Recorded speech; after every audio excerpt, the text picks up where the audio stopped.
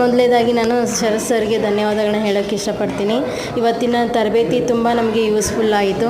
ಏನಂದರೆ ನಾವು ಯಾವ ರೀತಿ ಒಂದು ನಮ್ಮ ಎಬಿಲಿಟಿನ ತಿಳ್ಕೊಬೇಕಂದ್ರೆ ನಾವು ಫಸ್ಟು ವಿದ್ಯೆ ಅನ್ನೋದು ತುಂಬ ಇಂಪಾರ್ಟೆಂಟ್ ಇದೆ.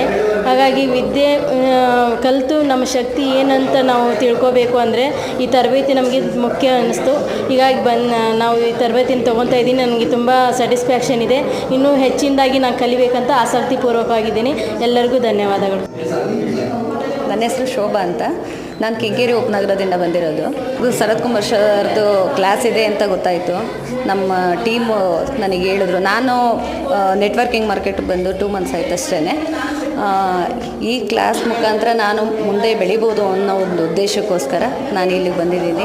ಇಲ್ಲಿ ಬಂದು ಸರ್ ಕ್ಲಾಸ್ನ ಕೇಳಿದ ಮೇಲೆ ಒಂದು ಶಿಕ್ಷಣ ಅಂದ್ರೇನು, ವಿದ್ಯೆ ಅಂದ್ರೇನು, ಅದ್ರ ಬಗ್ಗೆ ತುಂಬ ತಿಳ್ಕೊಂಡೆ. ನಾನು ಲೈಫಲ್ಲಿ